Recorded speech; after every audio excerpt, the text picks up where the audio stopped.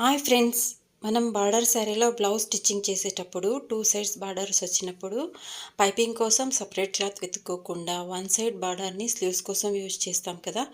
Remaining ఇంకో బార్డర్ని ఇలా thread piping చేసుకోవచ్చు. మనం రౌండ్ నెక్కైనా స్క్వేర్ నెక్కైనా ఏ నెక్ బ్లౌజెస్కైనా ఇలా మనం బార్డర్తోనే పైపింగ్ అనేది స్టిచ్చింగ్ చేసుకోవచ్చు.